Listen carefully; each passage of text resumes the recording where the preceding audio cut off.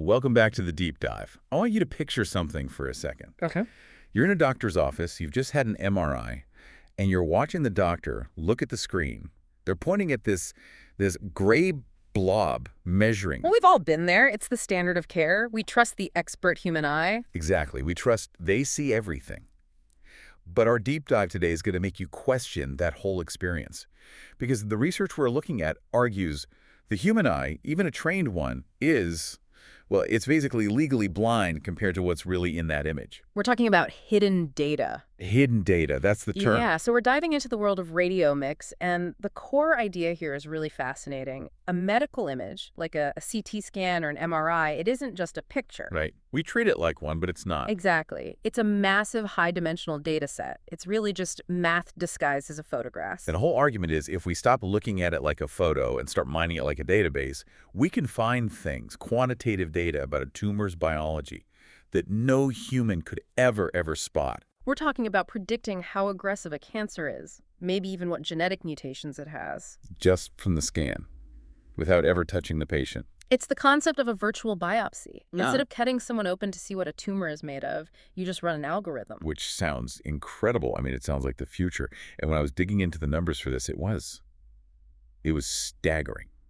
Since 2012, there have been nearly 8,000 studies published on radiomics and oncology. 8,000. It's been a gold rush. A total gold rush. Yeah. So naturally, I'm thinking, okay, this tech must be in every hospital. I probably had it used on me at my last checkup. You would think so. But then I read our source material for today, a report from Radiology, artificial intelligence, and it just dropped a bomb. The reality check. A huge reality check. Yeah. Despite those 8,000 papers, the number of radiomics tools actually being used in routine clinical practice today is, what, basically zero. Effectively zero. It's a paradox, isn't it? All this research, all this promise, and yet nothing is actually making it to the patient's bedside. And that is what we're unpacking today. We aren't just talking about cool tech.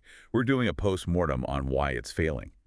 The report calls it Radiomics Beyond the Hype, and it breaks down this whole pipeline of failure. And it's a brutal critique. It really shows that we've been building these models on a foundation of sand. Okay, so before we get to the failures, help me understand the magic.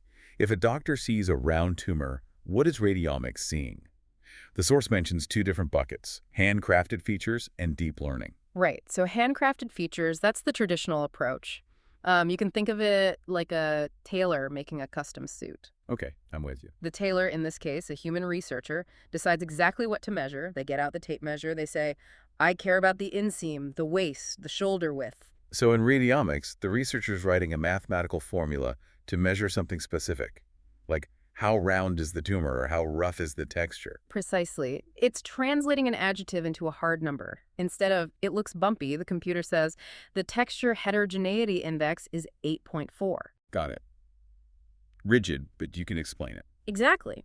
But that second bucket, deep learning, is a whole different beast. This is the AI side of it. This is end-to-end learning. So sticking with that suit analogy, this isn't a tailor with a tape measure. This is more like pointing a camera at 1 million people on the street and telling an AI, find the people whose clothes fit perfectly. And the AI just figures it out on its own. The AI figures out its own patterns. It might notice that the way fabric folds at the knee correlates with a good fit. I mean, it might find patterns that humans don't even have words for. So in a tumor, the AI might be looking at pixel relationships in the fuzzy edge of the cancer that are totally invisible to us. Or even in the healthy tissue next to the tumor. Exactly. Yeah. And the potential there is just huge because the global cancer burden is projected to surge something like 47% by 2040. Wow. We're looking at over 28 million cases. We simply do not have enough radiologists to handle that load. That's a scary number. You can't just train 47% more doctors in that time frame. You can't. So we need these tools. We need a clinical decision support system that can help. One that looks at a scan and says, hey, this patient needs immediate surgery, or this one can wait.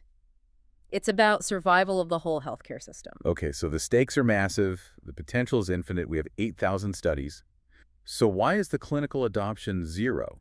The report talks about a pipeline. It's like an assembly line. You have to collect the data, segment the tumor, extract the features, and then build the model. If any one of those steps is flawed, The whole thing crashes. the whole thing. Okay, let's start at the beginning then. Step 1, clinical relevance. The report accuses the field of working in silos. Yeah, and this is the classic disconnect between engineers and doctors, right? A lot of these 8,000 papers were likely written by brilliant computer scientists who have never spent a day in an oncology ward. So they're building a Ferrari for a go-kart track. Or solving a problem that doesn't actually exist. They might build an incredibly complex AI to predict something a doctor can already figure out with, a $5 blood test. And if it doesn't improve the workflow or save money, a hospital just won't touch it. Never. So rule 1 is talk to a doctor before you write a single line of code. Define the intended use. Right. But let's say they do that. They have a great idea. Now they need the images. This brings us to step 2, data collection. The report uses the phrase garbage in, garbage out. But here, the garbage is really, really subtle. It is. The technical term is heterogeneity. So imagine you train your AI model using images from Hospital A. And Hospital A uses, say, GE scanners, and their protocol is to have the patient hold their breath. Okay, seems standard. The AI gets 100% accuracy. You think you've cured cancer. Then you take that same model to Hospital B. They use Siemens scanners, and the patient breathes normally. And the model completely fails. It fails. Well, why? I mean, a tumor's a tumor, right? To a human, yes. But to the radiomics algorithm, the image is just a grid of numbers. And different scanners produce different levels of noise, different resolutions. So the AI didn't learn tumor biology. It learned GE scanner noise patterns. You've got it. That's a wild thought, isn't it? It's like training a self-driving car only on sunny days in Arizona and then dropping it into a London fog and wondering why it crashes. That is a perfect analogy. The AI is overfitting to the equipment, not the disease. Exactly. But the report mentions a fix for this, right? A method called COMBAT. COMBAT. That's the one. It's a great name. It's actually borrowed from the world of genomics. In genetics, you have batch effects where one day's experiments look different from another's just because of the temperature in the lab or something. Combat is a statistical method to smooth that out. So how does that apply to images? It harmonizes them.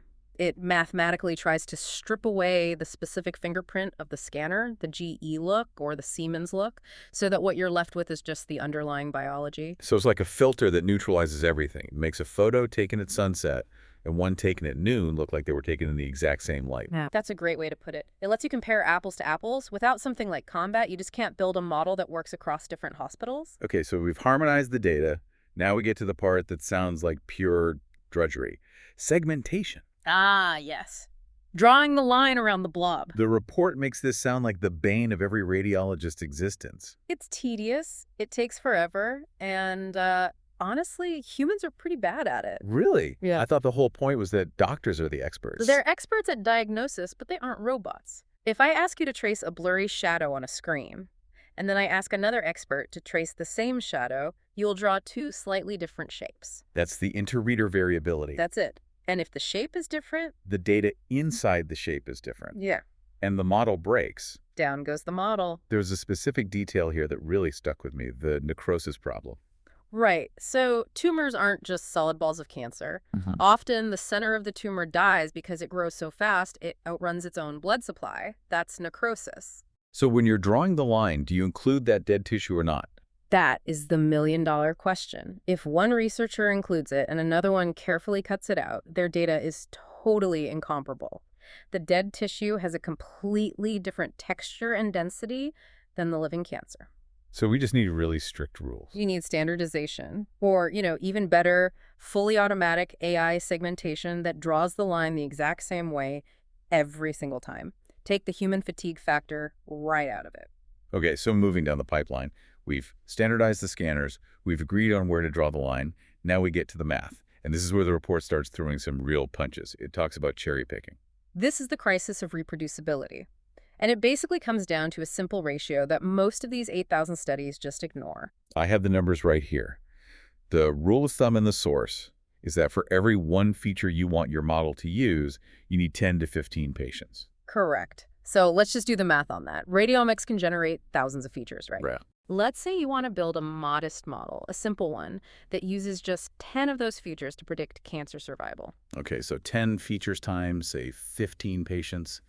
You need a bare minimum of 150 patients in your training set. Minimum. Now look at those 8,000 published studies. The report says many have fewer than 100 patients total. Some have 40 or 50. And they're trying to analyze hundreds of features with that tiny data set. It's statistical suicide. It leads to overfitting. Right. Imagine you have a classroom of 50 students, and you want to predict who will get an A on the test. You look at 1,000 variables: shoe color, hair length, what they ate for breakfast. And you find that the 3 kids who got an A all just happen to be wearing green socks. So you build a model that says green socks, genius. And for that class, it's 100% accurate, but it's a total coincidence. You bring in a new class, nobody's wearing green socks, and your model is worthless. That's what's happening with these tumor studies. The AI is finding the green socks, the random noise that correlates with cancer, in that one specific group of 50 people. And this brings us to publication bias, which explains why we have 8,000 of these green sock studies. The file drawer problem. Exactly. Journals want to publish breakthroughs, positive results. We found a model that works, gets published. We tried for 2 years and found nothing that goes into a file drawer and is never seen again. So we're only seeing the lottery winners. We don't see all the losing tickets. And because we don't see the failures, other researchers just keep making the same mistakes. They don't know that green socks has already been disproven 10 times over. The report explicitly says we need to publish negative results. Celebrate the failures so we can stop wasting money. Yes. There's one more technical trap that I think is arguably the most embarrassing one: data leakage. This is basically cheating on the test. But usually by accident. Almost always accidentally.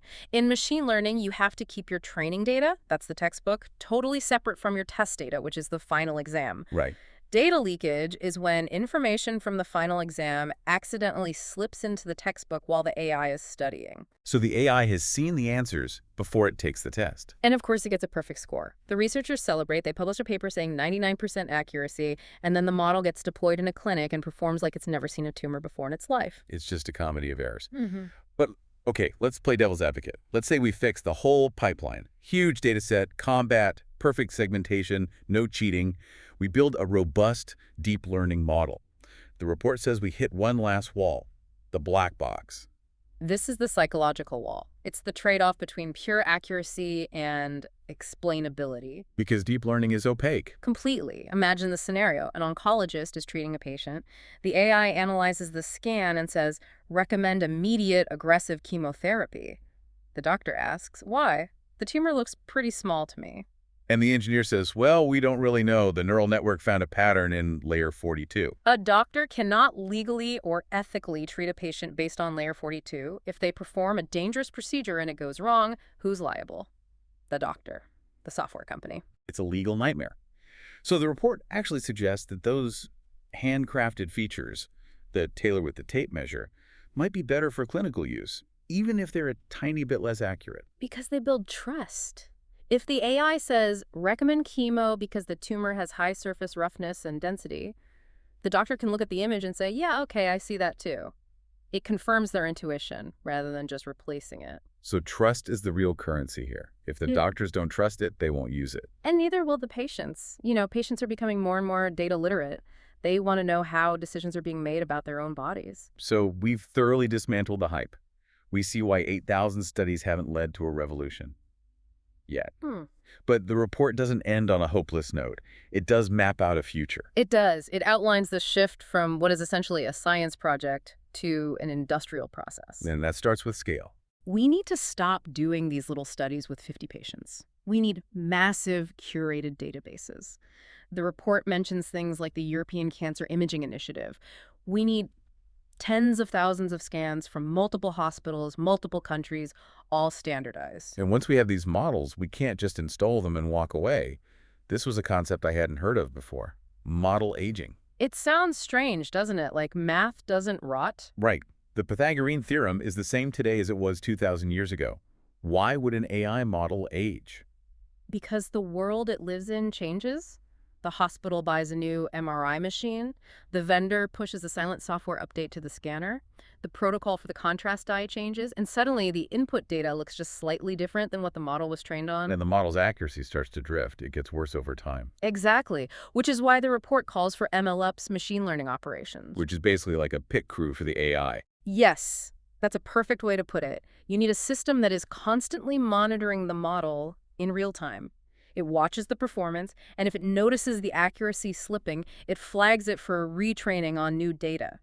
It's not a product you buy once, it's a service that needs constant maintenance. It's the difference between buying a car and running a Formula One team. You need that constant tuning. And that part is expensive and, frankly, unsexy, which is why it hasn't happened yet. Everyone wants to invent the new model, nobody wants to do the maintenance, but that is the only way this technology actually gets into hospitals. It really seems like the whole field just needs to grow up. It's been in this wild, teenage, experimental phase, and now it needs to get a job and follow some standard operating procedures. That is the perfect summary. We have the proof of concept. We know the hidden data is there. We know it can predict the future of a tumor. Now we just have to do the boring, hard work of building the infrastructure to extract it reliably. So for you listening, the takeaway isn't that radiomics is fake science. It's that it's just really, really hard. It's incredibly hard. But the potential to save lives, to catch aggressive cancers early, or to spare patients from useless, punishing treatments, it's just too great to ignore. We have to stop chasing the hype and start building the pipeline. So it's less eureka and more standardization. Which is how real medicine actually advances. Well, next time you're at the doctor's office looking at an x-ray, just remember, there is a whole world of data hiding in those pixels, just waiting for us to build the right key to unlock it. But maybe that brings up one last question. Oh. If a radiomics model is trained on our historical data, and that historical data contains all of our old biases, socioeconomic biases, selection biases, are we just teaching AI to repeat our past medical mistakes, but at high speed? How do we make sure the invisible data doesn't just reflect an invisible bias? That is the question we have to solve next.